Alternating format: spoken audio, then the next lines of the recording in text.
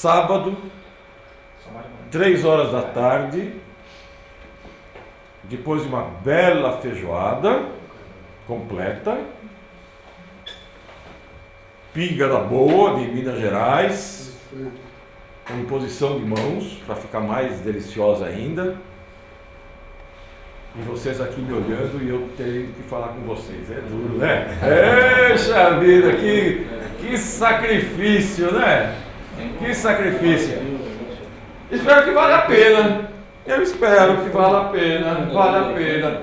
Bom, pessoal, esse slide está aqui porque quando eu fundei essa associação, eu era diretor do departamento dessa faculdade aqui, diretor do departamento de fisiologia, bioquímica e farmacologia, só vivia dando aula, fazendo reuniões, só burocracia. Professor de faculdade não tem tempo para estudar, não tem tempo para fazer trabalho, é só burocracia. É papel, é aluno, é prova. Mas eu já saí daqui, e quando eu saí daqui, eu consegui escrever o livro que eu vinha tentando escrever desde tempos remotos. Então, o que nós vamos falar? Etiologia infecciosa das doenças crônicas mais comuns. Quer dizer, nós vamos falar dessa parte aqui, pessoal. olha que parte que nós vamos falar. Dessas duas setinhas aqui, Lembra da célula? A célula não pode ter metal tóxico, não pode ter agrotóxico e não pode ter esse aqui, vírus. Não pode ter esse aqui, bactérias. Então vamos falar dessas duas setinhas. Baseado em 179 referências bibliográficas. Não foi eu que coletei, foi um outro pesquisador, tá? Eu coloquei o que ele pôs aqui, eu achei um trabalho fenomenal desse pesquisador. Ele reviu 179 referências bibliográficas. Viva esse indivíduo. Então, olha só. Doenças associadas a patógenos, infecciosos, incluem muitas das doenças crônicas mais comuns e dispendiosas, pessoal. E nós médicos não estamos acostumados a raciocinar desse modo, né? Se doenças crônicas são comuns e prejudiciais, elas não são de origem genética. Então, a maioria das doenças que existem por aí, pessoal, não são genéticas, são do ambiente. Indo para o lado do câncer, 95% das causas do câncer, tanto líquidos como sólidos, leucemias e tumores sólidos, são ambientais. Somente 5% são genéticas, tá? Então a causa está no ambiente. Cerca de 70% de todas as mortes nos Estados Unidos são o resultado de doenças crônicas. E o tratamento dessas doenças representa 75% de todos os custos de saúde dos Estados Unidos. Um valor estimado a 1,7 trilhões em 2009. Então em 2018 deve estar passando 2,5, 3 trilhões, né? E lá eles também não pensam na doença crônica como de etiologia infecciosa. Olha só, revisão de 149 referências sobre agentes biológicos na etiologia das doenças crônicas mais frequentes da prática médica. Demorei muito tempo para pensar nas bactérias e vírus como causadores, não de doenças agudas e febris, mas de doenças crônicas de difícil tratamento, onde na procura de causas metabólicas, endócrinas, digestivas, imunológicas, etc., não conseguia sucesso terapêutico. Hoje, colocamos na rotina de exames a pesquisa do IgG, do Mycoplasma pneumoniae, da Clamidófila pneumoniae, do Epstein-Barr vírus, do citomegalovírus, do Helicobacter, do Toxoplasma gondii, do herpes vírus, Coxsackie-B vírus, hepatite A, B e C, ao lado da sífilis e tuberculose. Pessoal, não se esqueçam que existe sífilis por aí, pessoal. Não se esqueçam disso. E nem de tuberculose. Outro dia, então, no consultório, um velhinho, ele já tinha ido não sei quantos neurologistas, ele já tinha ido. Devia ser neurologista jovem, sabe? Porque só quando jovem, eu era médico jovem, no internato, em residência, que eu vi isso. O sujeito entrou assim, ó. Assim, sabe? Assim. Coisa que eu vi andar assim foi tabes dorsais, sabe? Tabes dorsais. Acho que vocês nunca viram, né? Alguém andar assim. As coisas não tem mais isso, porque a penicilina tirou esse tipo de clínica. Mas esse senhor, ele teve no interior. O que o pai do interior faz? Leva o filho, quando fica maior de idade, assim, já fica homenzinho, leva num lugar para virar homem, né? Para ter relação com as mulheres da vida. E lá ele pegou. Um sujeito bondoso, não padre o sujeito, sabe? Você nunca ia imaginar que ele ia ter sífilis terciária, quaternária. Penicilina, pronto, ele andou. Mas primeiro eu pensei que ele estava impregnado, sabe? Falei, acho que impregnaram esse senhor, não é possível. Deram tanta droga para ele, que ele está dando assim. Mas não está tomando droga. Quando não está tomando droga, é tabes dorsais. Bom, resolveu. Clínica, pessoal. Clínica. Pensem na clínica. A clínica é tudo. A clínica é soberana, mas quem manda é a bioquímica. Não tem jeito. A clínica pode ser soberana, mas quem manda é a bioquímica. Não tem jeito. Um sujeito chamado Erlon, ele é professor de medicina da UFBA. Eu já ouvi falar de Erlon, já ouvi falar. De bioquímica. Eu falava, fora da bioquímica não há salvação. Isso é fora da bioquímica não há salvação. Todas as horas dele Joia. Fora da bioquímica não há salvação. É aquela matéria que todos nós, inclusive eu, fugia no segundo ano da faculdade. Mas também quem dava bioquímica era um bioquímico, não era um médico, era um bioquímico puro. Então eu mostrava fórmula. O que eu vou fazer com essas fórmulas? Agora eu sei o que eu faço com essas fórmulas. Se fosse um médico, quando eu estava diretor do departamento, eu que dava essas aulas, sabe? Então eu dava essas aulas juntando a clínica com a bioquímica. Então o pessoal ficava olhando, ficava prestando atenção pelo menos. Mas só que depois vinha a pergunta, doutor, qual que é a dica? O que eu faço? Aí atrapalha tudo, né? Molequinho de segundo ano da faculdade, 18, 19 anos, já quer saber o que vai dar para tratar. Ah, os que se inferno, né? Espera chegar no sexto ano, né? Quinto ano. Não sei se você. Bom, tudo bem. Todo mundo quer tratar. Bom, a lista está longe de estar completa. Entretanto, se a nossa primeira abordagem biomolecular nos pacientes, repor os nutrientes em falta, afastar metal tóxico e agrotóxico, afastar a alergia alimentar, controlar a epigenética. Tá tudo aí? Tá tudo aí lá que você fez? Cuidar do sistema digestório, mudou, né? Medicina evolui, não é mais digestivo, é digestório. Medicina evolui. E sistema imune, endócrino, etc. Não deu certo. A lista, pensamos com firmeza na etiologia biológica, nessas duas setinhas aqui.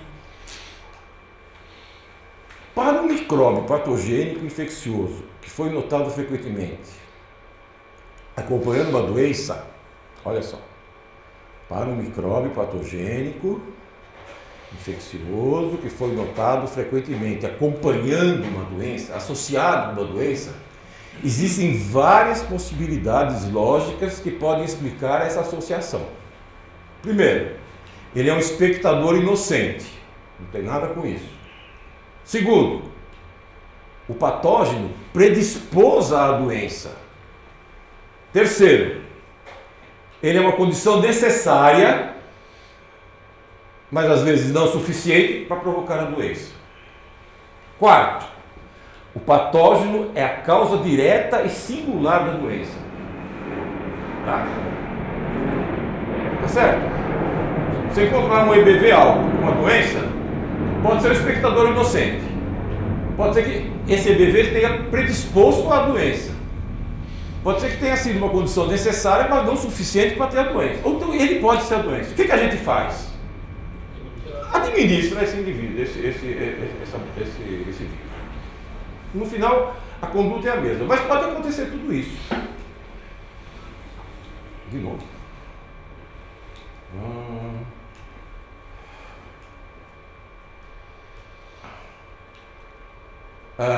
Determinar se um agente patogênico desempenha papel causal em uma doença crônica é frequentemente difícil por várias razões.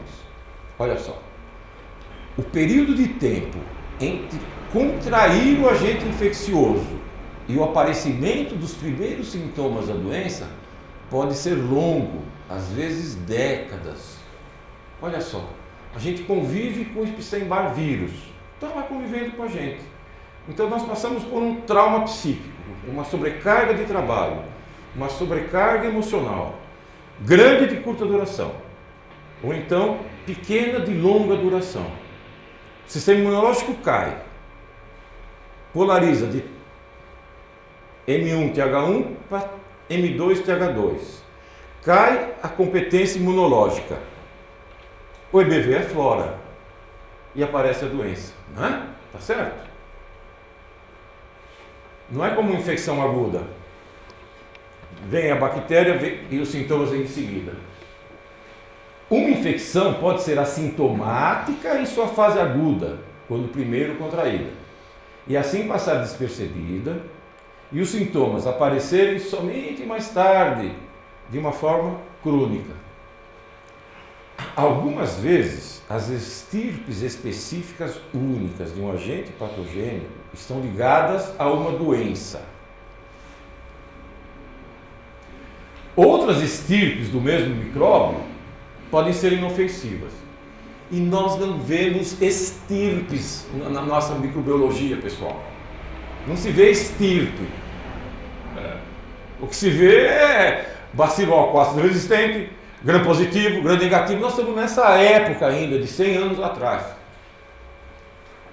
Um agente patogênico pode precipitar a doença apenas em combinação com um ou mais outros fatores. Pode haver mais do que um agente patogênico para uma dada doença. Um determinado agente patogênico, pode provocar vários, aí dependendo do terreno.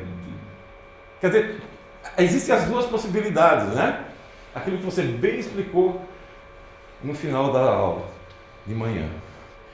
Um determinado agente patogênico, então, pode provocar várias doenças diferentes. Pode haver agentes patogênicos que não são facilmente detectáveis, que desempenham um papel causal em uma doença, como por exemplo as bactérias sem parede. Aqui falta um Y, viu pessoal? Micoplasma sem Y. Micoplasma sem Y não é micoplasma. Micoplasma tem que ter o Y.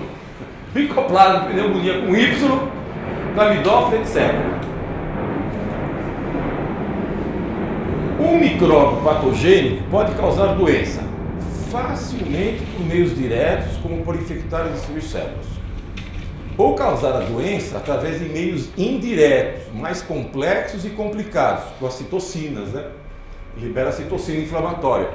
Você vai ver um líquido, biópsia, etc., você não vai ver a bactéria, a citocina você não dosa. Ou então, processo autoimune, induzido pela infecção microbiana. Exemplo, infecção por tuberculose, induz uma citocina inflamatória, que em seguida causa danos graves no tecido. Você pode encontrar a bactéria, encontra nem a citocina, você encontra já o dano instalado. Então você tem que raciocinar. Pode ser a micobactéria. E não se esqueçam, micobactéria está dispersa na população inteira. Micobactéria bovis, principalmente aqui em São Paulo. Um micróbio patogênico pode não estar necessariamente presente. Isso que eu acabei de falar. Ó. Um micróbio patogênico pode não estar necessariamente presente nos tecidos doentes. Que vai estar lá? A toxina bacteriana pode viajar e danificar tecidos à distância. Processo inflamatório autoimune ou precipitados por agentes infecciosos também pode atuar e danificar tecidos à distância. Né? Seguindo. Apesar das dificuldades na obtenção de prova de nexo causal, O biólogo evolucionista, Paul, vamos chamar pelo primeiro nome, como se fosse íntimo da gente, tá? O professor Paul e o professor Gregory são conhecidos por sua tese de que muitas doenças crônicas comuns de etiologia desconhecida são provavelmente causadas por infecção microbiana crônica de baixo grau. É aquilo que a gente chama de infecção crônica subclínica, contrariando a visão predominante de que genes são os responsáveis pelo desenvolvimento das doenças crônicas. Então, o Paul e o Gregory apoiam com lógica a tese da biologia evolutiva, explicar que se doenças crônicas são comuns, olha só, se doenças evolutiva, pensa bem, biologia evolutiva, se doenças crônicas são comuns e prejudiciais, elas não são de causa genética, por causa da seleção natural. Se a pessoa já devia ter morrido, quem tinha as doenças comuns e se fosse genética, já tinha feito a seleção natural e não existia mais a doença. Vocês concordam com isso? Olha, é uma biologia evolutiva esses indivíduos aqui. Então, se doenças crônicas são comuns e prejudiciais, elas não são de causa genética, é o meio que provoca. É um meio, não deu tempo de existir seleção natural, porque não é genética. Em outras palavras, qualquer gene causador de doença que reduz a sobrevivência e a fertilidade irá eliminar-se ao longo de certo número de gerações, apenas por pressões evolutivas. Por isso, tais doenças genéticas se auto-extinguem, tá? O que nós aprendemos, né, da evolução do... Como chama aquele senhor barbudo? Charles Darwin. O Wilde é o biólogo, o outro é o físico. O Paul diz que as únicas doenças genéticas que persistem, são aquelas que fornecem um benefício de compensação. Por exemplo, os genes que codificam a doença anemia falciforme, olha que bacana isso aqui, são mantidos e persistem por gerações, uma vez que esses genes também protegem contra a malária, o que mata milhões em todo o mundo a cada ano. Então, a anemia falciforme é uma doença geográfica, que virou genética, era primeiro geográfica. É um jeito do sujeito não morrer de malária, que não tem lugar para o plasmódio entrar quando é falciforme. Olha que coisa mais linda! Olha que jeito de pensar. Outros fatores causais incluem tudo que conhecemos da biomolecular, toxinas ambientais, certos tipos de exposição à radiação, dieta, estilo de vida, né, estresse, epigenética e tal. As doenças também podem ser multifatoriais, de modo somente se manifestar quando múltiplos fatores causais ocorrem em combinação. É isso que nós falamos aqui. É aquela célula precisando de todos aqueles elementos para funcionar bem. Quer dizer, olha, agente biológico mais metal tóxico, aí dá doença. Agente biológico mais agrotóxico, aí dá doença. Micobactéria tuberculose ou aves mais cigarro, aí vem a doença, né? Vários fatores causais. A doutora está dormindo? Não. Eu ia falar que eu ia falar alto para você não dormir. Em uma dada doença de difícil tratamento, se a nossa primeira abordagem biomolecular, vou falar de novo isso aqui, pessoal, porque é muito importante. Em uma dada doença de difícil tratamento, se a nossa primeira abordagem biomolecular, repor os nutrientes, afastar metal tóxico, afastar agrotóxico, afastar a alergia alimentar, acordar genes silenciados, cuidar dos sistemas digestivo, imune, endócrino, acordar genes de novo aqui, cuidar da mitocôndria, aumentar a fosforilação oxidativa, etc. Não deu certo. Pensamos com firmeza na etiologia biológica. Aqui faltou uma coisa. Aqui faltou afastar as zonas geopatogênicas, né? Faltou afastar as zonas geopatogênicas. A rede de Hartmann, 3 metros, norte-sul, 4 metros, leste-oeste, e faltou o rio subterrâneo, né? Faltou a estruturação da água também. Aqui está incompleto. Perfeito. Faltou também a positivo fora, negativo dentro, a polaridade da membrana, né? Faltou isso também aqui. Polaridade da membrana, tá aqui.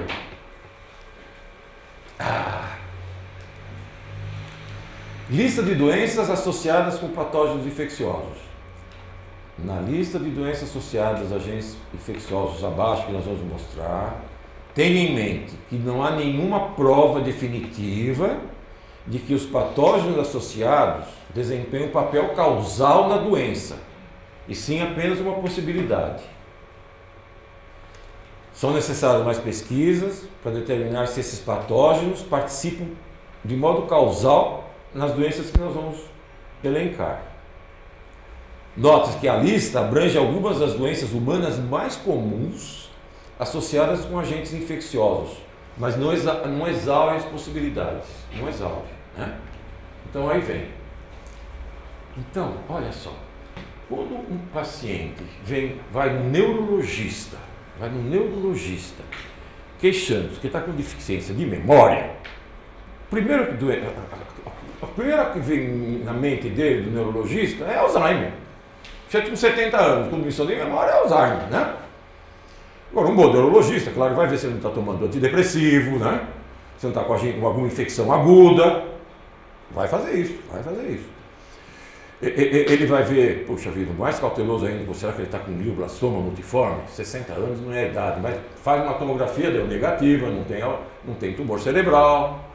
Ele vai dar o Erans para ele. Vai dar um remédio que aumente a acetilcolina. É isso que ele vai fazer, né? É isso que ele vai fazer. É o que fazem até hoje. Essa semana, eu recebi dois velhinhos tomando o Erans. Tem outro mais caro ainda que saiu. Cada vez mais caro, mas tudo faz a mesma coisa, aumenta a acetilcolina. Veneno de rato, para matar rato, mas só que em dose pequena. Veneno de rato. Mas, olha só, Alzheimer, pode ter clamídia lá, ó, associado à clamídia, Helicobacter, Toxoplasma. Olha o herpes vírus aqui, tá aqui. Olha só, tem até estudos que eu falei para vocês hoje de manhã, dando antiviral. Nas primeiras 2-3 semanas você já melhora a memória com antiviral. Meu Deus do céu, que coisa linda, né? Vocês viram as espiroquetas, né? As espiroquetas dando Alzheimer. Aqui não está espiroqueta, ó. Está faltando espiroqueta aqui. Esclerose lateral amiotrófica, mesma coisa. Esclerose lateral amiotrófica é uma doença do neurônio motor, né? Olha, vírus, enterovírus, retrovírus. Por isso, só um segundinho, olha só, pessoal. Eu vou mostrar para vocês um monte de doenças que os vírus estão associados.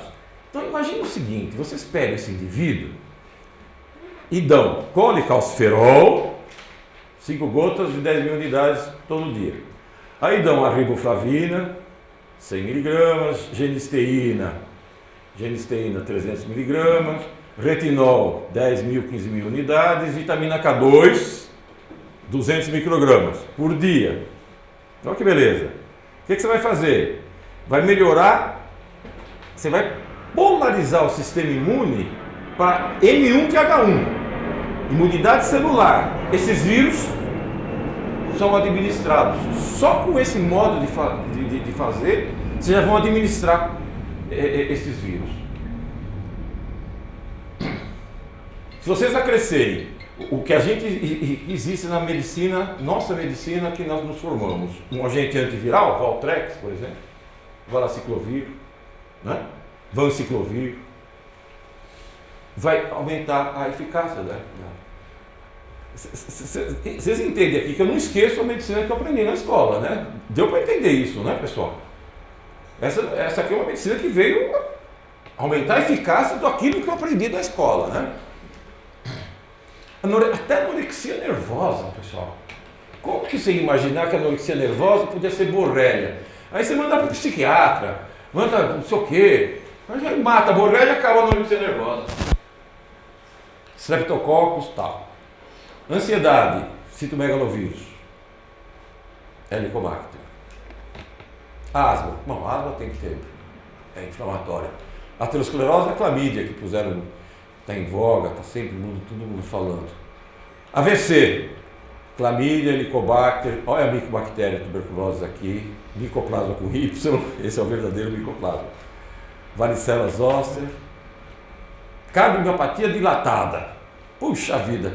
Vocês já viram um cardiologista tratar de cardiomiopatia dilatada matando Coxsackie?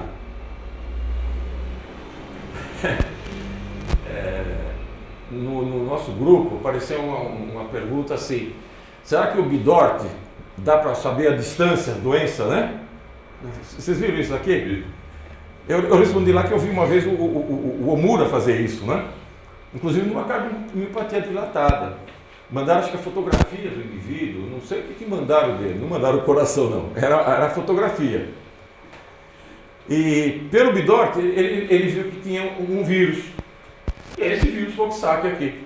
Aí tratou o vírus, melhorou da cardiomiopatia dilatada, por a distância, você vê? Quer dizer, uma radiestesia, quer dizer, radiônica à distância com Bidort, que loucura, né?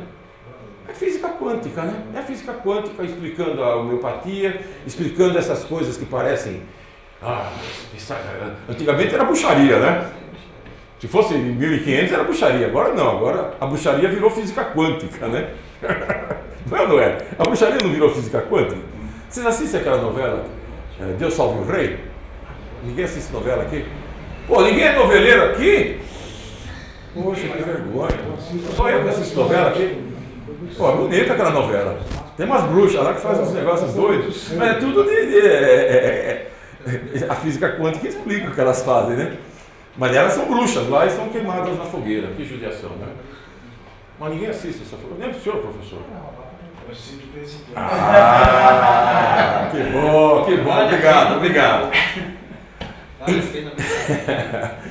Pô, aquilo lá diverte a gente esquece que existe um mundo, entra num lugar totalmente diferente e descansa a cabeça. Oh, beleza. Umas coisas tão absurdas, assim, vai ser gostoso. Bom, infarto do miocárdio, olha a clamídia de novo, citomegalovírus, Coxsackie, enterovírus e qualquer bicho, né, pessoal? Ou em criança, pessoal, déficit de atenção e hiperatividade. Aqui vai falar dos bichos, mas tem outras coisas que provocam, né, o déficit de atenção. Mas aqui é assim, ó, Borrelia, Streptococcus, mais um vírus aqui, outros vírus aqui, outro vírus aqui. Autismo, rubéola, citomegalovírus, Clostridium. A gente raciocina de um modo, que é esse aqui, a bioquímica, raciocina com a bioquímica, segue a bioquímica, a biologia e encontra o resultado, né? Porque não tem isso na literatura, pessoal. Não tem isso escrito na literatura. Olha, dá Valtrex para alguém e tira o glioblastoma. Não tem. Eu revi tudo que vocês possam imaginar de tratamento de 80 substâncias no meu livro de câncer, eu pus 86 substâncias, eu varri no PubMed com todos os cânceres. Não tem isso aí, não tem. É coisa que a gente chegou à conclusão baseado na fisiologia, na bioquímica, né? no jeito, no dia a dia da clínica, no sofrimento que a gente tem na clínica de você fazer tudo que você imagina e não funcionar, né? Puxa vida, viu? Aí você descobre que existe zona geopatogênica. Aí você descobre que tem epigenética. A corda G funciona. Quer dizer, a gente está aprendendo sempre. E deve ter muita coisa ainda para a gente aprender. Muita coisa ainda. Isso daqui que tem para aprender daqui por diante, eu deixo para vocês, que são jovens. Aí quando vocês aprenderem, vocês falam para mim, que eu vou estar velhinho, com chinelo, com o tercinho na mão. Aí vocês falam, ô Felipe, olha, descobri um negócio aqui. Eu estou na sua turma, viu? Como é? Estou no seu lado. Autismo, esse modo de ver o autismo, é tanta coisa que pode provocar autismo. Doença autoimune, oh beleza. Enterovírus, Coxsackie, qualquer bicho. O que você vai encontrar aqui? IgG alta. Alta e em ascensão. Alta e bem alta, viu? Não é alta pouquinho, não. Se o EBV normal é 1,1, você vai ver EBV de 10, 20, 40, 60, 100, 150, tá? Infecção crônica ativa. Pô, doença bipolar. Borrelia, vou tomar esse negócio. Câncer. Pô, câncer, aquelas mulheres todas, de 1945 até 1970, descobriram os bacilos álcool-ácido resistentes, né? No câncer.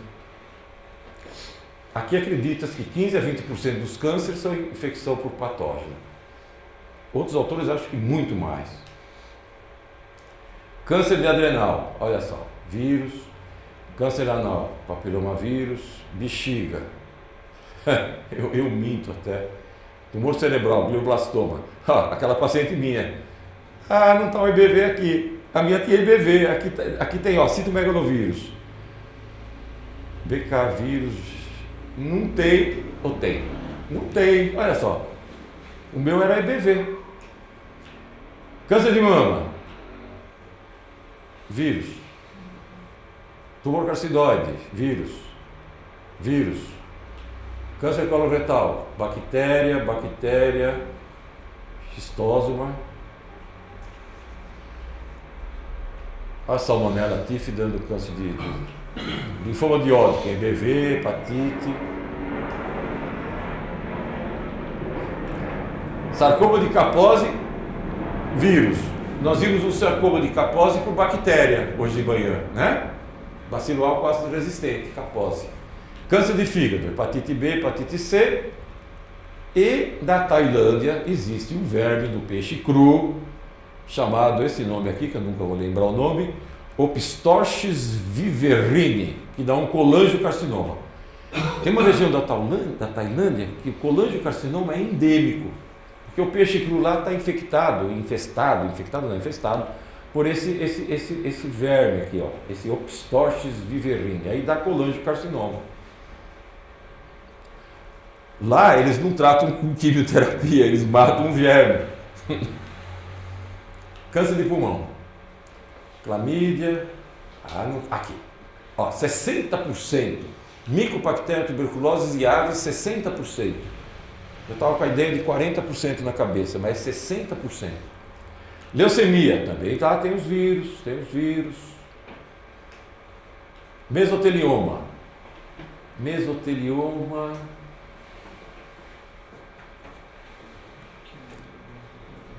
vírus. O mesotelioma, pessoal, ele é causado por asbesto, sabe? Por amianto. Esse é a principal causa de mesotelioma, epiteliomas, é por asbesto, sabe? Pulmonar mesmo. O pulmonar, é mais frequente, né? Aqui é que como nós estamos falando de agente biológico, vem o vírus aqui. Bom, isso aqui todos concordam, assim. Carcinoma nasofaringel, Epstein-Barr vírus. Esses todos concordam.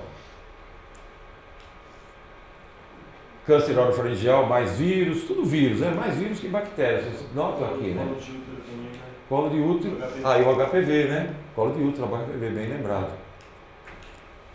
Pâncreas, hepatite B, H. pylori, próstata, vírus são vírus do que bactérias, vocês têm visto aqui, né? Ó, carcinoma epidermoide, vírus, estômago, já conhecido, né? Helicobacter, tiroide, vírus, síndrome da fadiga crônica, aí é vírus e bactéria, né? E fungo, vírus, bactéria e fungo. O fungo é a cândida, né? Se não tiver cândida aqui, poxa vida. Vamos ver.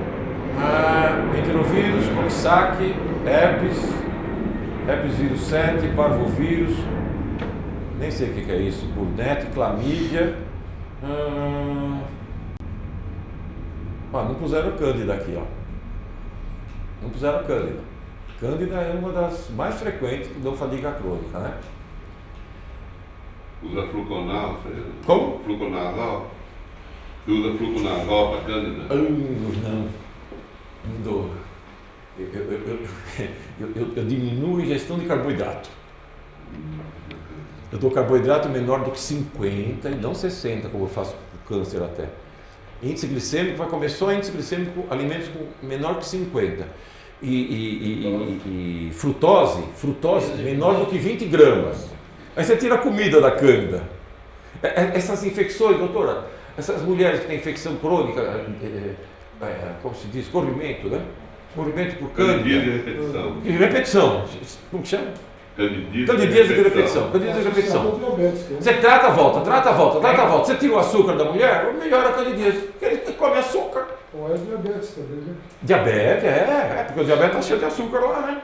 Você trata o diabetes, tira o açúcar.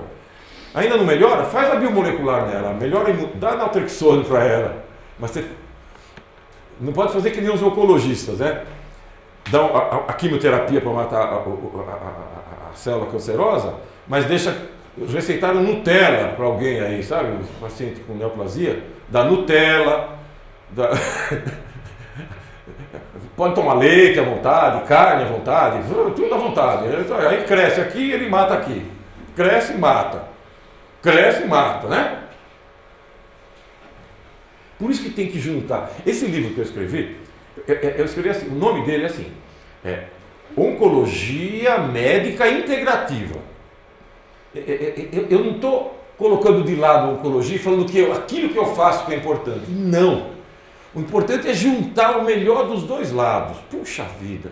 Porque existe uma hora no câncer que as células estão tão diferentes, o grau de ordem de informação está tão baixo e a entropia do sistema termodinâmico aberto que é a célula está tão alto que você não consegue mais reverter. É isso que eu queria fazer, reverter, diferenciação, mas a gente não sabe fazer isso. Então só matando essas células, porque ela virou autônoma. Então vem a quimioterapia e tira aquelas células. Enquanto nós melhoramos o sistema imune e tiramos um fator causal. Olha, a integração é excelente, é uma coisa linda. Colega, eu mostrei aqui já para o pessoal 3 exemplos de câncer de pulmão. Um que fez 3 sessões diferentes de quimioterapia e não melhorou. Aí fez o nosso tratamento e se livrou do câncer. Se livrou por 15 anos, apareceu 15 anos depois com outro tipo de câncer, de estômago. Um paciente ou vários pacientes? Como? Um paciente só ou vários pacientes? Não, eu vou te dar exemplo de 3 pacientes. Um foi esse, fez 3 sessões de quimioterapia diferentes, não melhorou. Aí, com a nossa abordagem, melhorou. Outro tipo de paciente, estava fazendo quimioterapia, não estava melhorando. Não estava melhorando. Quando colocou a biomolecular, melhorou, se livrou do tumor. Já juntou os dois. E um terceiro, um velhinho de 94 anos, com câncer de pulmão também, não quis fazer nada, não quis fazer quimioterapia, radioterapia, não quis fazer nada, fez só esse jeito de abordar. Em 4 meses ele estava sem tumor. Tem esses 3 jeitos, né? Eu prefiro fazer o jeito do meio, juntar a quimioterapia, a radioterapia, tudo que for possível de fazer na medicina convencional, junto com o meu tratamento. Isso que eu prefiro. É uma responsabilidade grande falar para interromper a quimioterapia. Não, nunca interrompo.